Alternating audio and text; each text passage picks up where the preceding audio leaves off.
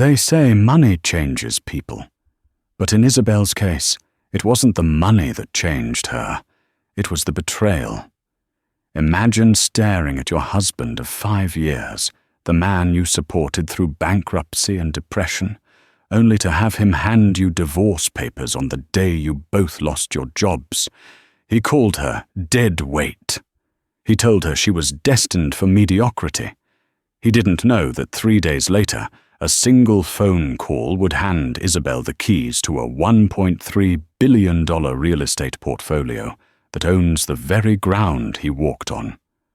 This is the story of how Derek Calloway threw away a queen to chase a pawn, and how Isabel Archer rose from the ashes to buy the bank that foreclosed on her heart. The heating in the apartment had been broken for 3 weeks. It was a cruel irony that in Chicago, amidst a polar vortex, the coldest thing in the room wasn't the frost creeping up the window pane. It was Derek's eyes. Isabel Archer sat at the wobbly kitchen table, her hands wrapped around a mug of hot water, because they couldn't afford tea bags until Friday. She looked at her husband. Derek Calloway was a handsome man, with the kind of sharp jawline and charming smile that worked well in high-end car sales. But lately, the charm had eroded, revealing something jagged and ugly underneath. "Happy anniversary," Derek said. His voice was flat, devoid of any warmth. He slid a manila envelope across the scratched laminate table. It hit her coffee mug with a dull thud. Isabel blinked, confusion clouding her exhausted features. "Derek, I told you. We said no gifts. We need to save every cent for the rent. I managed to pick up an extra shift at the diner, but it's not a gift, Isabel. Open it." She reached out, her fingers trembling slightly. The paper felt heavy, cold. Inside, stapled with precision, was a document titled "Petition for Dissolution of Marriage." The air left the room. Divorce. Derek, why? I know things are hard right now. I know losing the dealership job was a blow, and my layoff from the design firm was... It was bad timing. But we're a team, we promised. For richer or poorer. Derek laughed. It was a dry, hacking sound. We're doing the poorer part really well, aren't we? Look at you, Isabel. Look at this place. You're wearing a sweater with a hole in the sleeve. You smell like diner grease. I smell like work, Isabel snapped, tears pricking her eyes. I'm working double shifts to pay your credit card debt, Derek. I sold my mother's engagement ring to keep your car from being repossessed.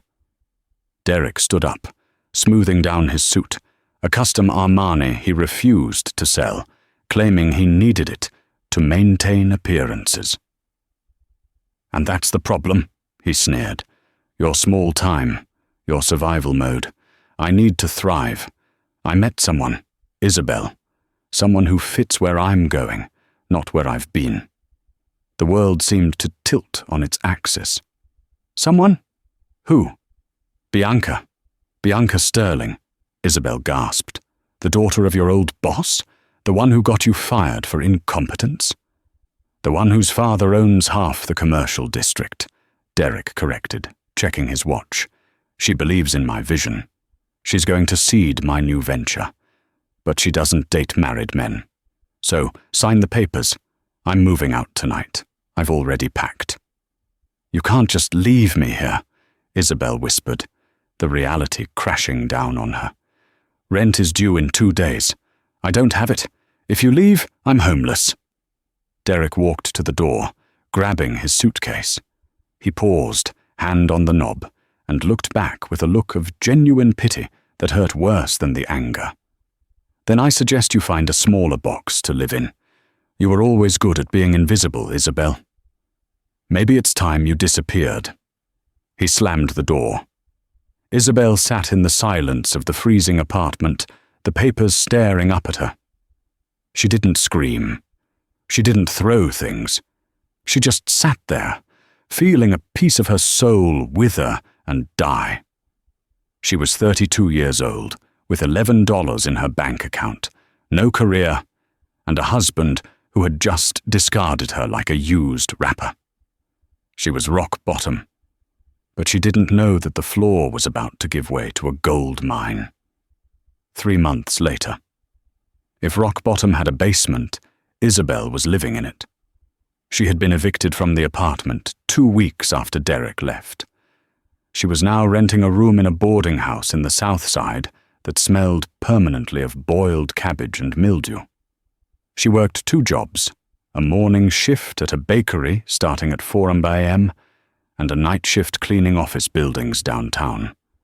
It was a Tuesday night, raining the kind of icy sleet that cuts through cheap coats. Isabel was pushing a heavy cleaning cart across the marble lobby of the Sterling Holloway Tower. It was the crown jewel of Chicago real estate, 60 floors of steel and glass. As she buffed the floor, she saw them. Walking out of the private elevator, laughing, were Derek and Bianca. Derek looked spectacular. He was wearing a new suit, his hair perfectly coiffed. Bianca, a striking blonde with a sharp nose and eyes that looked like they calculated tax brackets for fun, was hanging off his arm. Isabel froze. She was wearing a shapeless grey jumpsuit, her hair tied back in a messy bun, holding a mop. She tried to turn the cart, to hide, but the wheels squeaked, a loud, piercing screech that echoed through the lobby. Derek turned. His eyes landed on her. For a second, he looked confused. Then, recognition dawned. And then, a smirk. He whispered something to Bianca. Bianca laughed, a high, tinkling sound that sounded like breaking glass. They walked over. "Isabel," Derek said, his voice dripping with mock concern. "I didn't know you'd pivoted to sanitation. It suits you." "Leave me alone, Derek," Isabel said, gripping the mop handle so hard her knuckles turned white. "Just saying hello," he said, stepping closer, invading her space. "Bianca and I just closed a deal for the penthouse. We're celebrating. I'm finally where I belong. On top. And you? Well, you missed a spot." He pointed to a smudge on the floor near her boot. Bianca giggled. "Come on, darling. Don't tease the help. We have reservations at Alinea." "Right," Derek said. He reached into his pocket, pulled out a $20 bill, and tossed it onto the wet floor. "For the effort. Buy yourself something nice. Like a new personality." They walked away, their footsteps clicking on the marble Isabel had just polished. Isabel stared at the bill soaking up the dirty water. Rage, hot and volcanic, bubbled up in her chest. She wanted to chase them. She wanted to scream, but she didn't. She picked up the wet $20. Not because she had no pride, but because she needed to eat. She finished her shift, walked back to the bus stop in the rain, and cried. She cried for the girl who used to dream of being an interior architect. She cried for the wasted years. When she got back to her boarding house, soaking wet, the landlady, Mrs. Higgins, was waiting for her. "You got a letter, honey?" Mrs. Higgins said, handing her a thick, cream-colored envelope. "Came via courier. Looks fancy. And strict. The guy made me sign for it." Isabel took it. The return address was embossed in gold leaf. Reginald Forbes, ESQ, Senior Partner, Forbes, Keaton and Associates, London, New York, Orsna, Geneva. Isabel frowned. "I don't know any lawyers in London." "Maybe you're being sued," Mrs. Higgins suggested helpfully. Isabel went to her tiny room, sat on the sagging mattress, and tore open the envelope. She expected a bill, a lawsuit from Derek. Another disaster. She pulled out a letter typed on heavy linen paper. "Dear Mrs. Calloway, née Archer, it is with solemn duty that I inform you of the passing of your great aunt, Cordelia Vanderbilt Harrington, of the Harrington dynasty. As you may know, Cordelia was estranged from your side of the family for 40 years, following your mother's decision to marry a common tradesman.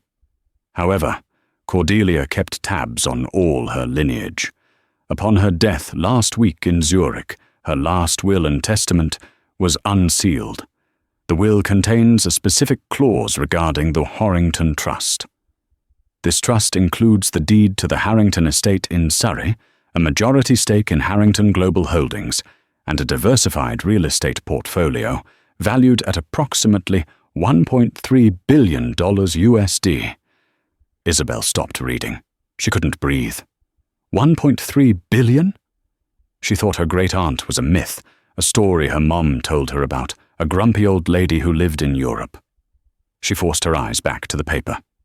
There is, however, a condition of inheritance, Clause 7A.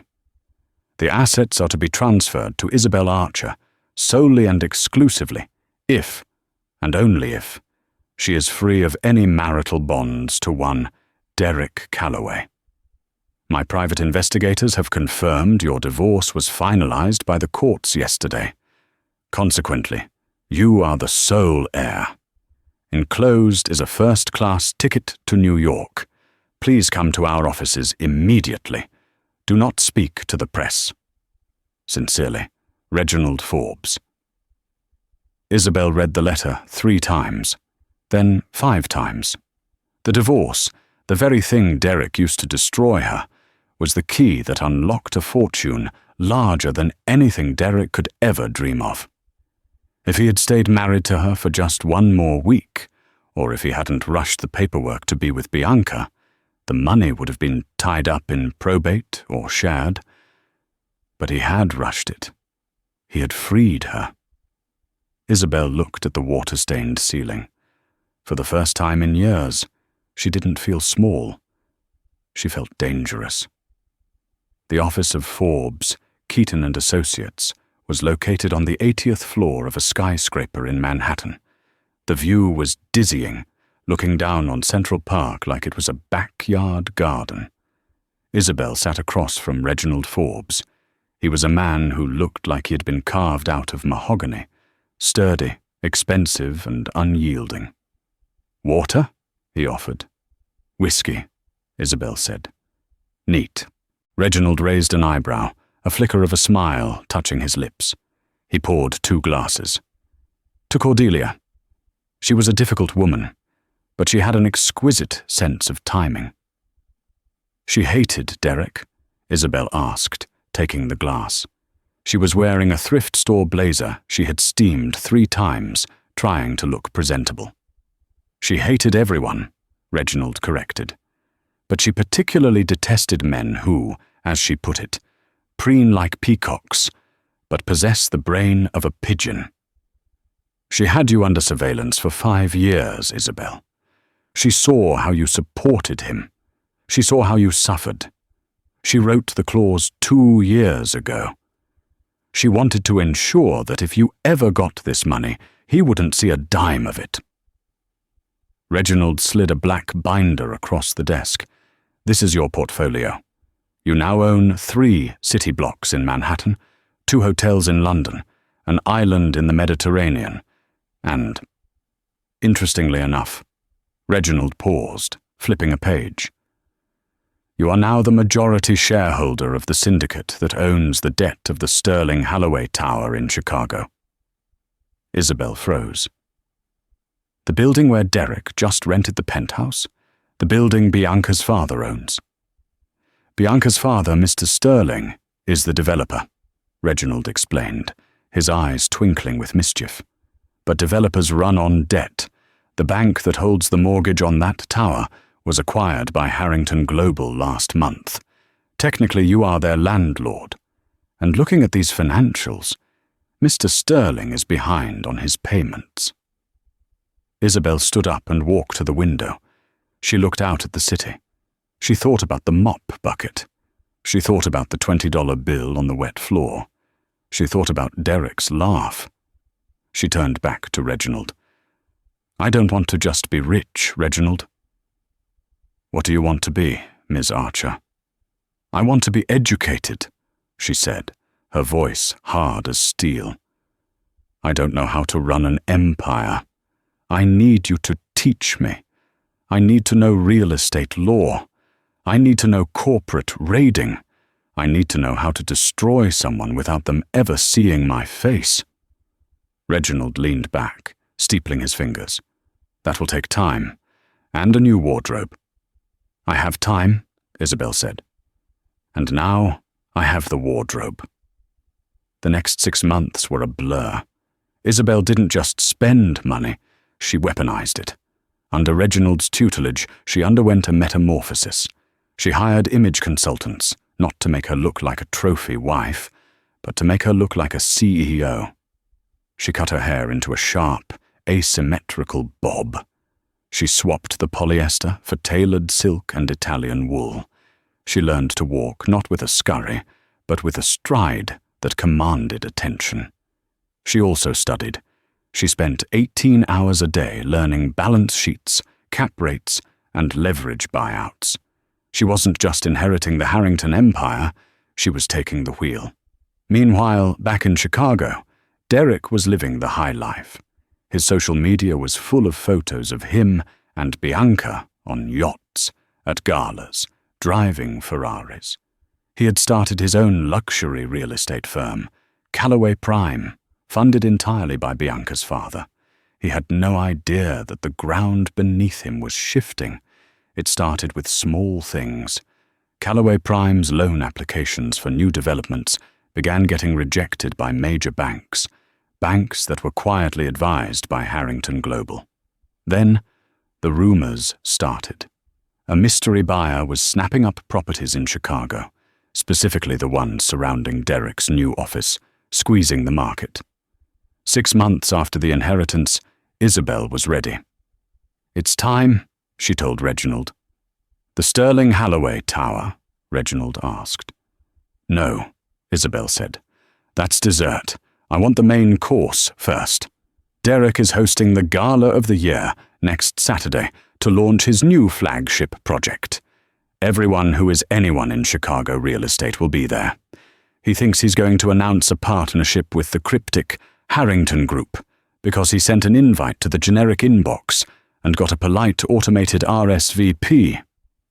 He doesn't know you are the Harrington Group," Reginald chuckled.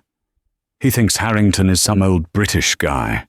Isabel smiled, a smile that didn't reach her eyes. "I want to accept his invitation, but I won't be coming as Isabel Archer, the ex-wife." "Who will you be?" "I'll be the chairman of the board. Prepare the jet, Reginald. We're going home." The grand ballroom of the Palmer House. Hilton was draped in gold and velvet. It was the kind of opulence that screamed new money, trying desperately to look like old money. Derek Callaway stood at the center of the room, holding a crystal flute of champagne, basking in the adoration of Chicago's elite. He looked impeccable in a midnight blue tuxedo. Beside him, Bianca Sterling shimmered in a silver gown that cost more than Isabel's old annual salary. "You've outdone yourself, Derek," a local councilman said, shaking his hand. "This Callaway Prime launch is the talk of the city. And rumor has it you've secured foreign investment?" Derek beamed, his chest swelling. "Indeed. We're expecting the chairman of Harrington Global Holdings tonight. They're a very private, very wealthy European syndicate. They've flown in specifically to bless my vision." Bianca leaned in, whispering in his ear. "Are you sure they're coming? It's 9 p.m. The keynote speech is in 10 minutes. "Relax, babe," Derek said, winking. "Power arrives late. It's a negotiation tactic. I know how these people think." Suddenly, the chatter in the room died down. It started near the massive double doors and rippled through the crowd like a wave of silence.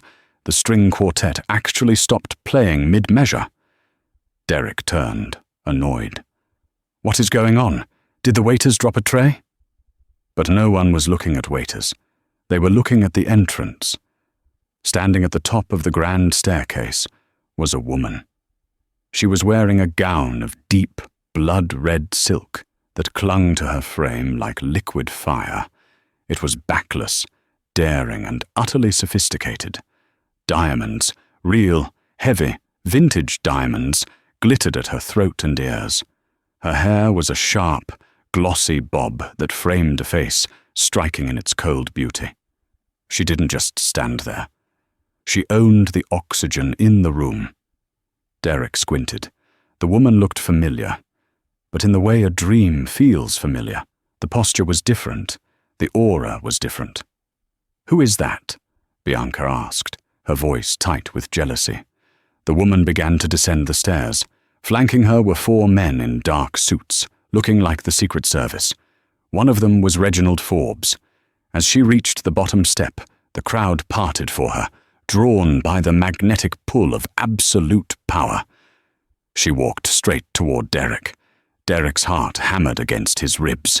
As she got closer, the features resolved. The eyes, hazel, flecked with green. The curve of the lip. "Isabel," he breathed. It came out as a squeak. He laughed nervously, looking around. "Isabel! What are you doing here? Did you sneak in? Security!" He waved a hand. "This is a private event. You can't just rent a dress and crash." "Mr. Calloway," Reginald Forbes stepped forward, his voice booming. "I advise you to lower your voice." "I don't care who you are," Derek snapped, trying to regain control of the room. "This is my ex-wife. She's a cleaner. She's obviously having some sort of breakdown, and—" "I'm not here as your ex-wife, Derek," Isabel spoke. Her voice was low, smooth, and amplified perfectly by the acoustics of the room. It wasn't the shrill voice of the woman arguing about rent. It was the voice of a woman who signed checks. "Then why are you here?" Derek hissed. "To embarrass me?" "I'm here because you invited me," Isabel said, reaching into a small, diamond-encrusted clutch. She pulled out a heavy card, the invitation Derek had sent to the Harrington Global Headquarters in Zurich. She held it up. "You invited the chairman of Harrington Global Holdings to bless your vision. So, here I am." The silence in the room was absolute. You could hear the ice melting in the champagne buckets. Derek blinked. "What?" "No. Harrington it's a legacy fund. It's mine," Isabel said simply. "I am Isabel Harrington Archer, sole heir to the Harrington estate, and the majority shareholder of the capital group you've been begging for money for the last 3 months. Bianca dropped her champagne glass. It shattered, the sound like a gunshot in the quiet room. "You?" Bianca gasped. "You have money?" Isabel turned her gaze to Bianca. It was a look of mild amusement, as if looking at a noisy pet. "I have capital, Bianca. There's a difference. Money is what you spend on dresses. Capital is what you use to buy the company that makes the dresses." Isabel turned back to Derek, who looked like he was having a stroke. His face was pale, sweat beading on his upper lip. "Now," Isabel said, checking her diamond watch. "I believe you promised a keynote speech about the future of Calloway Prime. Please don't let me stop you. I'm very interested to hear how you plan to develop the waterfront project with the loan application I rejected this morning." A murmur of shock ran through the crowd. "Rejected?" someone whispered. "Calloway is unfunded," Derek stammered. It was a clerical error. We have other backers." "Do you?" Isabel asked, raising an eyebrow. "Because according to my due diligence, your entire liquidity is tied up in the Sterling Holloway Tower penthouse, a building which, incidentally, my firm acquired the debt note for last week." She took a step closer to Derek, leaning in so only he and Bianca could hear. "You told me I was destined for a small box, Derek. Do you remember?" Derek couldn't speak. He just nodded dumbly.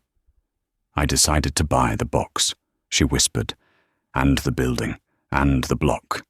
Happy anniversary." Isabel turned and walked away, her red dress trailing behind her like a pool of blood. "Enjoy the party, everyone," she called out over her shoulder. The champagne is on me. Derek stood alone in the middle of the crowd, the centerpiece of his own humiliation. The morning after the gala, the phone at Callaway Prime didn't ring. It was dead silent. The investors who had promised funding had all read the business section of the Chicago Tribune. Headline: Cleaner to Queen. Isabel Archer revealed as billionaire tycoon behind Harrington Global. The photo showed Isabel in her red dress, looking regal. The inset photo showed Derek looking sweaty and terrified. Derek sat in his office, his head in his hands. Bianca was pacing the floor, smoking a cigarette, a habit she only indulged in when furious. "Fix this, Derek," she screamed. "My father is furious. He says you embarrassed the Sterling brand. He says you're toxic." "I didn't know," Derek yelled back. "How could I know? She was eating ramen noodles 6 months ago. She was scrubbing toilets. Well, now she's scrubbing us." Bianca threw an ashtray at the wall. The intercom buzzed. "Mr. Callaway, Mr. Sterling is here to see you, and a Mr. Forbes." Derek's stomach dropped. "Send them in." Bianca's father, Arthur Sterling, stormed in. He was a large man with a red face and a temper to match. Behind him walked Reginald Forbes, calm and carrying a briefcase. "You idiot!" Sterling roared at Derek. "You told me you had the Harrington backing locked in. You told me your ex-wife was a nobody." "She was," Derek pleaded. "Gentlemen, please," Reginald said, sitting down without being asked. "We have business to discuss." "What business?" Derek spat. "Tell Isabel to go to hell." "Ms. Archer," Reginald corrected, "is currently in London overseeing the acquisition of a hotel chain. She has delegated the disposal of this matter to me." Reginald opened his briefcase and laid out a document. "This is a notice of default," Reginald said pleasantly. "Default?" Derek laughed nervously. "I'm not in default. I paid the lease on the office." "Not the office," Reginald said. "The penthouse, and the loans Callaway Prime took out to furnish it, and the loans Mr. Sterling took out to build the tower." Reginald turned to Arthur Sterling. "Mr. Sterling, your development company has a balloon payment of $40 million due next month. The contract states that if the primary tenant, Callaway Prime, fails to secure solvency, the bank has the right to accelerate the debt." Sterling went pale. "You're calling the loan?" "We are," Reginald said. "Harrington Global feels that the management of this building is unstable. We are exercising our right to foreclose." "You can't do that," Sterling shouted. "That tower is my legacy." "It's an asset," Reginald said cold. "And right now, it's a distressed asset." Reginald paused, looking from Sterling to Derek. "However, Ms. Archer is benevolent. She is willing to offer a restructuring deal to Mr. Sterling." "What kind of deal?" Sterling asked, desperate. "She will refinance your debt at a very favorable rate," Reginald said. "She will keep the Sterling name on the building. She will save you from bankruptcy."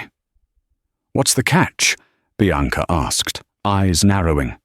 "The catch," Reginald said, looking directly at Derek, "is that Callaway Prime must be evicted immediately, and Mr. Callaway must be removed from the board of any Sterling entity. Effectively, Mr. Sterling, you must choose your building or your daughter's boyfriend." The room went silent. Derek looked at Sterling. "Arthur, you can't be serious. We're family. Almost." Arthur Sterling didn't even look at Derek. He looked at Reginald. "Where do I sign?" "Daddy!" Bianca shrieked. "Shut up, Bianca!" Arthur snapped. "This is business. Derek, get out. You're fired. And get out of the penthouse by noon, or I'll have security throw your suits off the balcony." Derek stood up, trembling. Bianca? He looked at the woman he had left Isabel for. The woman who fit his future. Bianca looked at her father, then at the billionaire lawyer, then at Derek. She saw a man with no job, no apartment, and a very powerful enemy. "You heard him, Derek," Bianca said, her voice icy. "Get out and don't call me. I don't date homeless men." Reginald closed his briefcase with a satisfying click. "A pleasure doing business, Mr. Sterling. Derek, if you need a box for your things, I believe there's a dumpster out back." 2 weeks later, the rain in Chicago wasn't washing the city clean. It was just making the grime slicker. Isabel sat in the corner office of the newly christened Archer Tower. It was the same penthouse floor where Derek had once mocked her while holding a mop, but the space had been gutted and reborn. Gone were the ostentatious gold fixtures and velvet drapes that Bianca Sterling had favored. In their place was cool, minimalist slate, floor-to-ceiling glass, and a silence that cost a fortune to engineer. Isabel was reviewing the blueprints for the Callaway Reskilling Center, a vocational school she was quietly funding in the South Side, though she had decided to keep the name ironically anonymous. She looked up as the intercom on her mahogany desk buzzed, slicing through the quiet. "Ms. Archer." Her executive assistant's voice was tight, laced with a professional anxiety. "He's still here. Security has asked him to leave 3 times. He's making a scene in the lobby. He's shouting about spousal rights and scaring the clients." Isabel sighed, taking off her reading glasses. She had known this moment would come. Men like Derek Callaway didn't just fade away, they festered. They stewed in their own inadequacy until it boiled over into a desperate, messy rage. "Let him up," Isabel said, her voice calm. "But tell the security team to hold the elevator at this floor. I want 2 guards outside my door, invisible but ready." "Are you sure, Miss Archer?" "I'm sure. It's time to close the book." 10 minutes later, the heavy oak doors to her office swung open. Derek Callaway walked in, or rather, he stumbled in. The transformation was shocking, even to Isabel. It had only been 2 weeks since the gala, but Derek looked like he had aged a decade. The custom Armani suit, the one he had refused to sell when they were starving, was wrinkled and stained, hanging loosely on a frame that had lost its gym-honed definition. His face was grey, covered in a patch of 3-day stubble that wasn't a fashion statement, but a sign of surrender.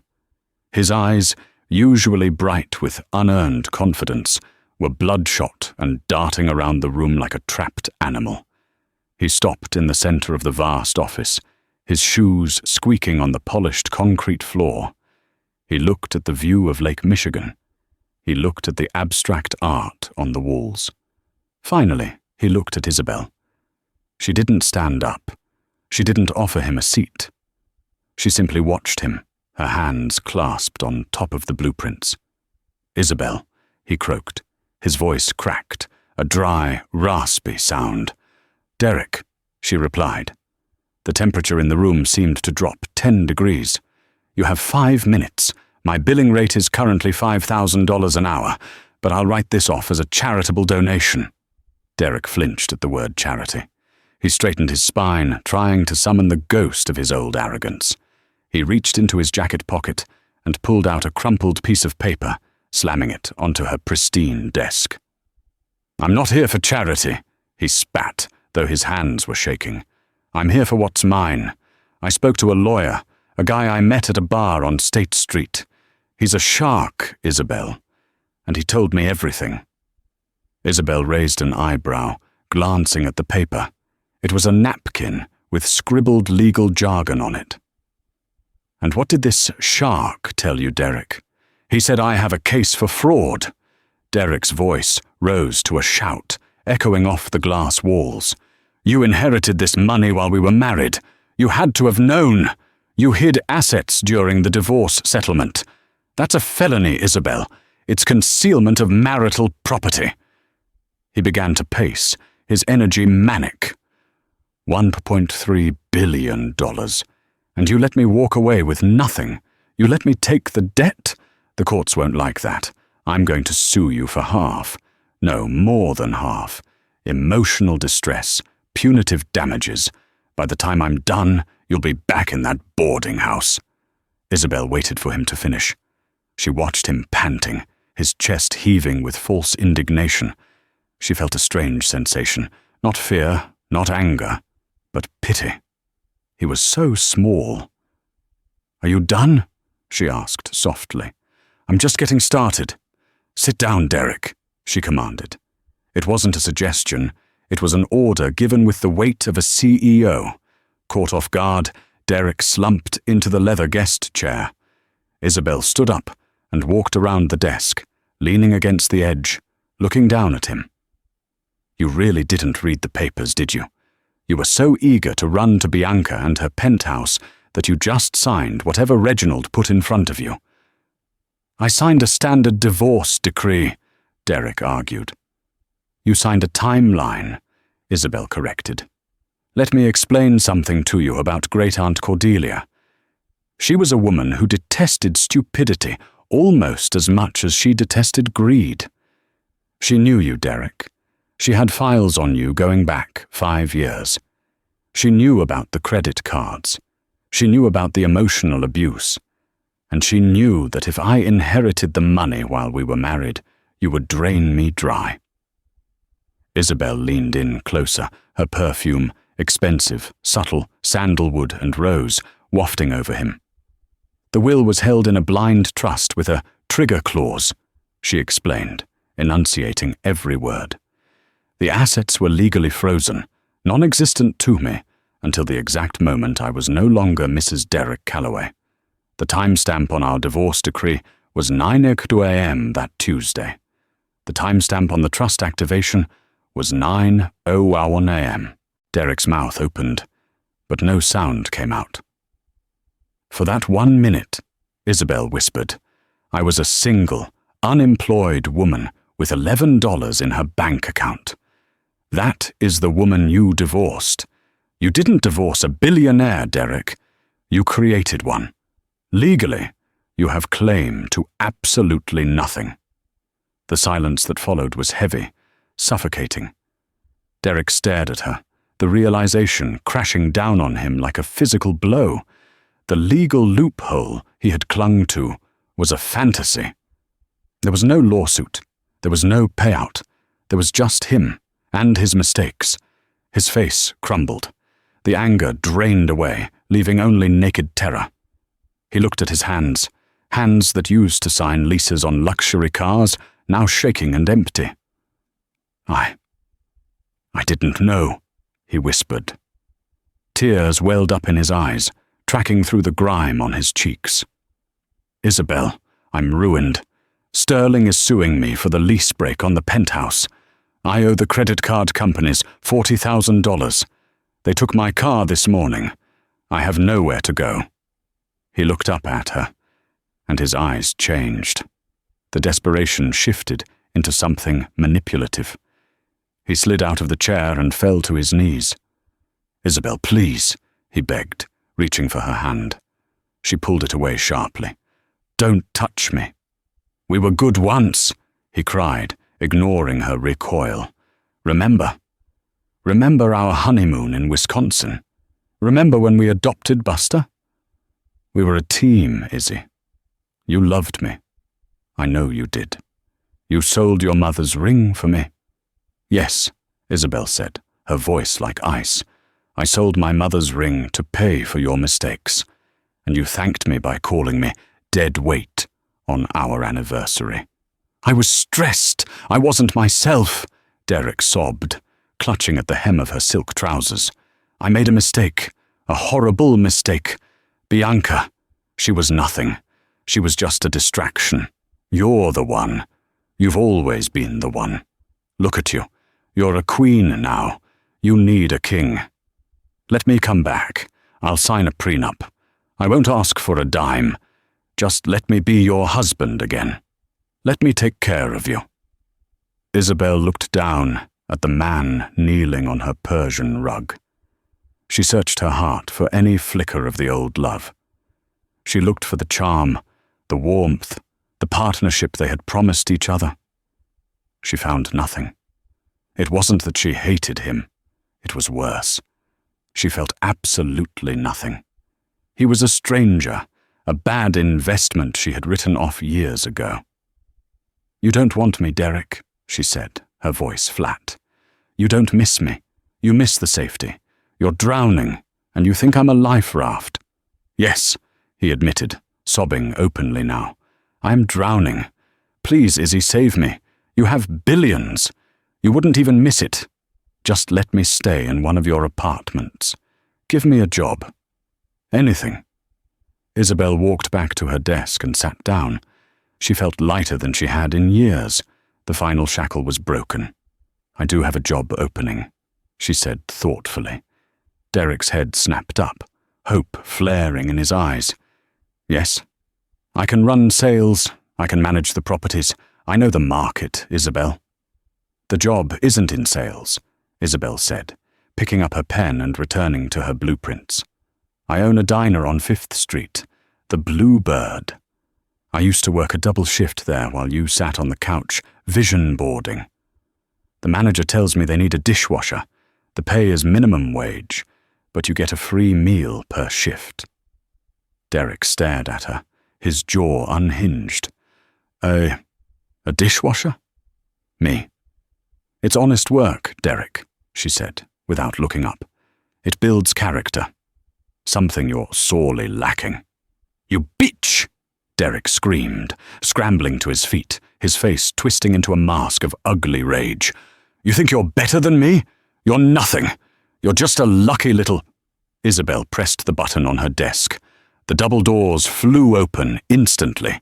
2 security guards, each the size of a linebacker, stepped in. They didn't need instructions. They had been listening. "Get off me!" Derek shrieked as they grabbed him by the arms. They lifted him effortlessly, his feet dragging on the floor. "You owe me!" Derek howled, spittle flying from his lips as they dragged him backward. "I made you! You're nothing without me, Isabel! Isabel!" Isabel didn't look up. She didn't flinch. She simply waited until his voice faded down the hallway and the elevator dinged shut. Only then did she exhale. She swiveled her chair around to face the window, looking out at the sprawling city of Chicago. The rain was still falling, but up here, above the clouds, the sun was just starting to break through. She picked up her phone and dialed a number. "Reginald?" "Yes, Miss Archer," the lawyer's crisp voice answered. "He came. I assumed he would. How did it go?" "He's gone," Isabel said, a small, genuine smile touching her lips for the first time that day. "And Reginald?" "Cancel my meetings for the afternoon. I'm going to go look at that property on the Gold Coast. I think I'm ready to build something new." "Very good, Miss Archer." "Very good indeed." Isabel hung up. She was no longer a wife. She was no longer a victim. She was the architect of her own life, and for the first time, the foundation was rock solid. 5 years is a long time in a city like Chicago.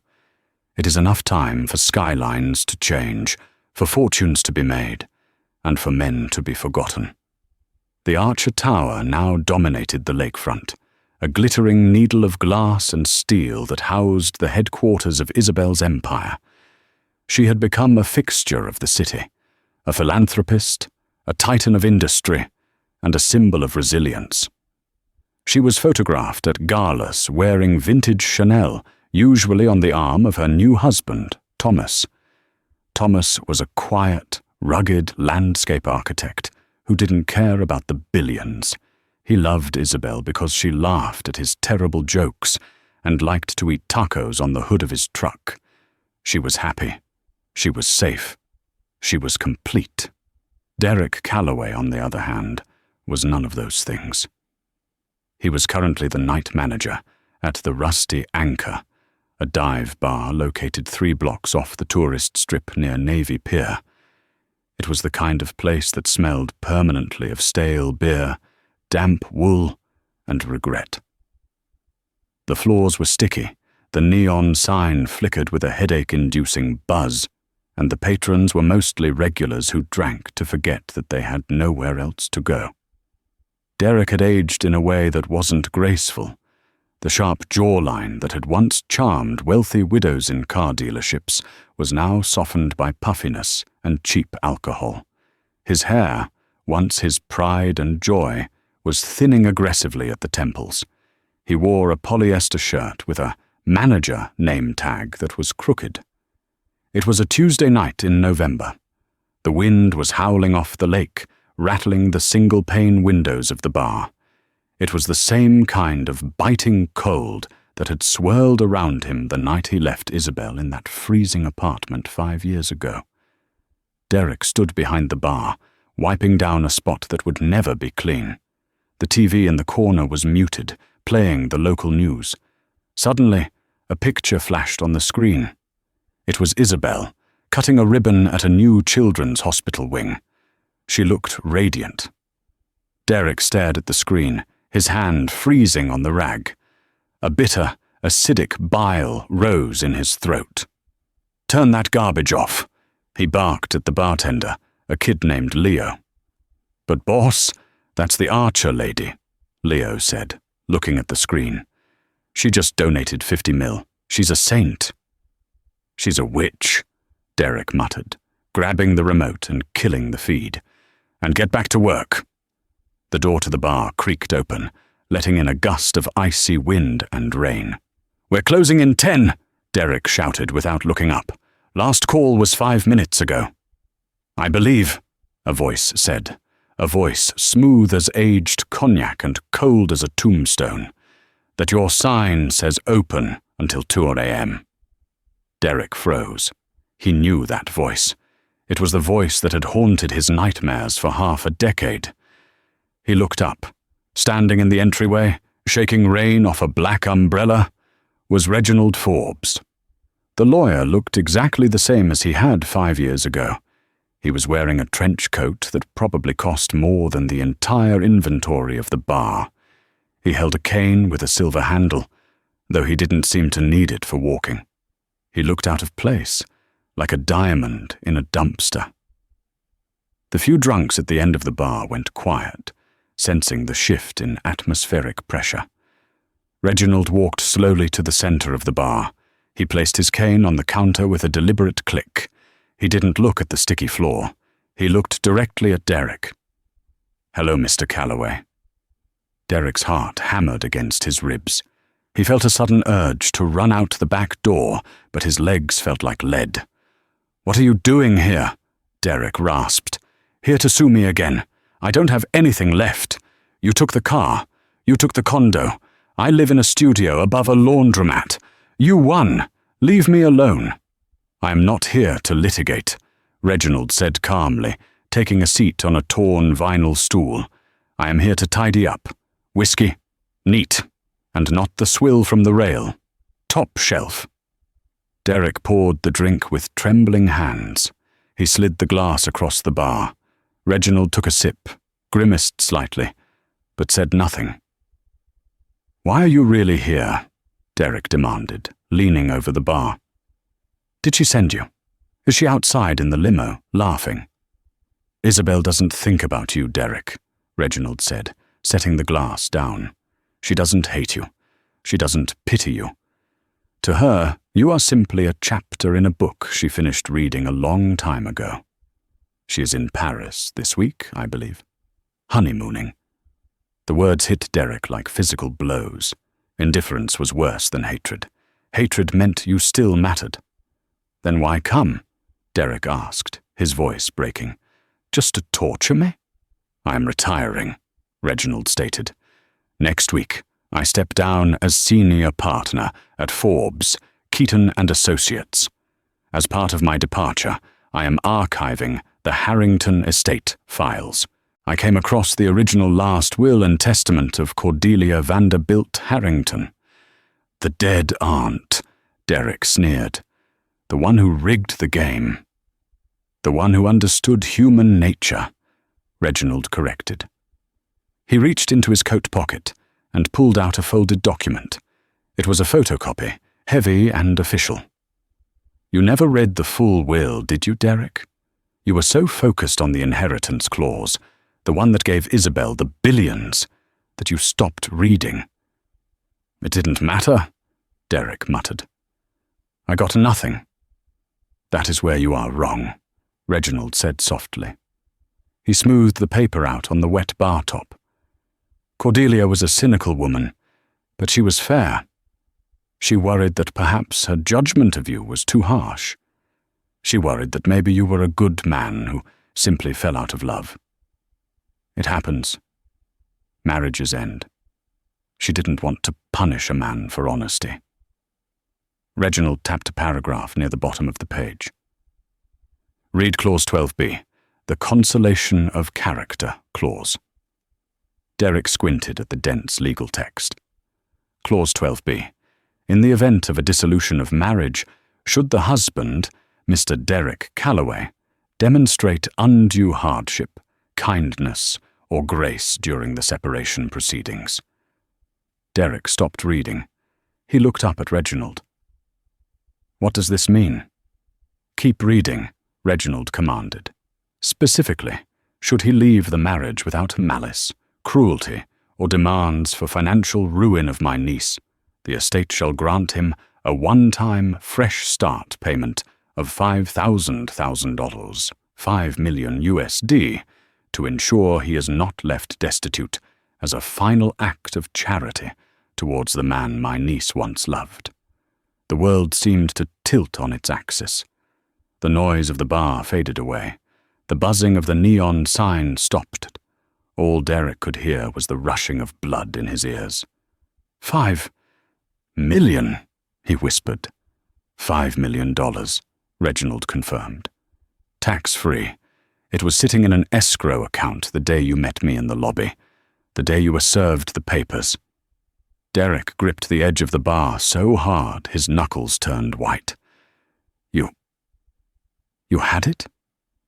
I had the check in my briefcase, Reginald said, his voice dropping to a low, dangerous register. I was instructed by the will to observe your behavior. It was a test, Derek.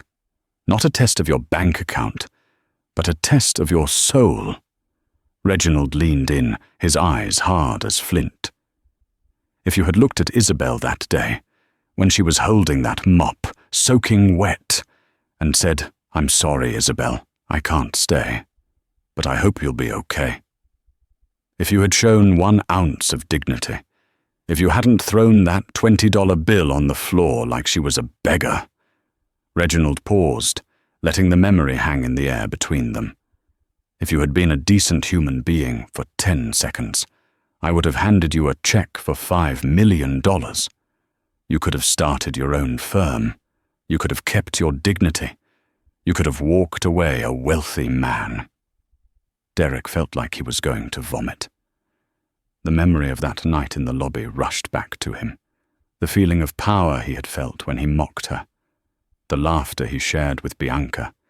He had traded $5 million for a cheap laugh and a moment of cruelty. I didn't know, Derek stammered, tears spilling onto his cheeks. Reginald, please. I was stupid. I was young. Can't you still release it? The clause? I'm destitute. Look at me. Reginald stood up slowly, buttoning his coat. The clause had an expiration, Derek. It expired the moment you filed that frivolous threat to sue her for fraud. It expired the moment you tried to destroy her happiness because you couldn't have your own. Reginald picked up the photocopy of the will. He tore it in half, then in quarters. He dropped the pieces onto the sticky bar top. The money is gone, Derek. It was donated to the Humane Society in Buster's name. Isabel thought that was fitting. Reginald adjusted his silk scarf. He looked at Derek one last time, not with anger, but with the clinical detachment of a coroner looking at a corpse. You spent your whole life chasing value, Mr. Calloway. You wanted the expensive suit, the expensive car, the expensive wife. But you never understood worth. You thought Isabel was worthless because she was poor. And you thought you were valuable because you were loud.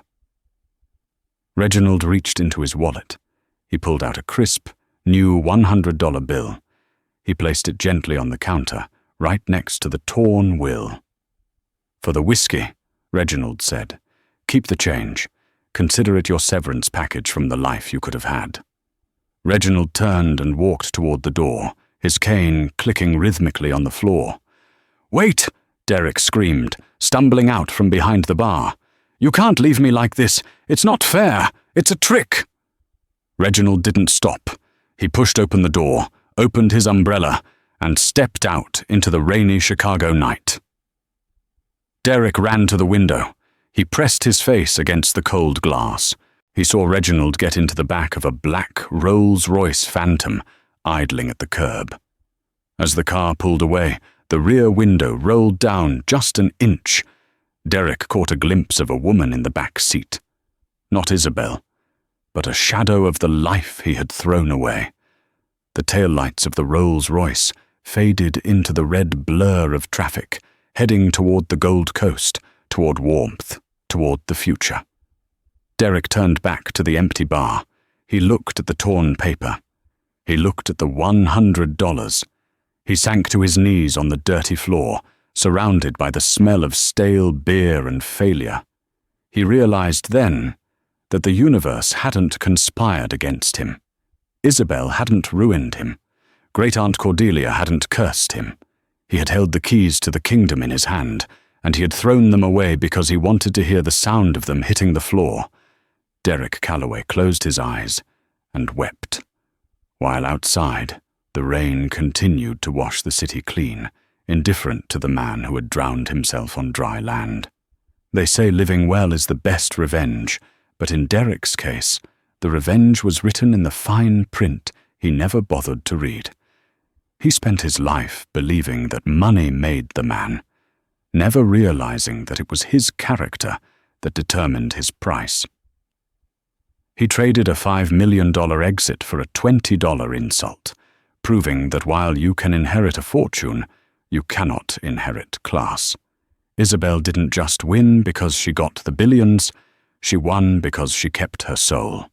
Derek didn't lose because he was poor, he lost because he was cheap. This story is a reminder to everyone watching. Be careful who you step on while you're climbing the ladder, because you never know who owns the building or who wrote the will. If this story gave you chills, please hit that like button. It helps us share more stories like this. And make sure to subscribe and turn on notifications. I want to know your thoughts. Did Great Aunt Cordelia go too far with her test, or did Derek get exactly what he deserved? Tell me in the comments below. Thanks for watching, and see you in the next video.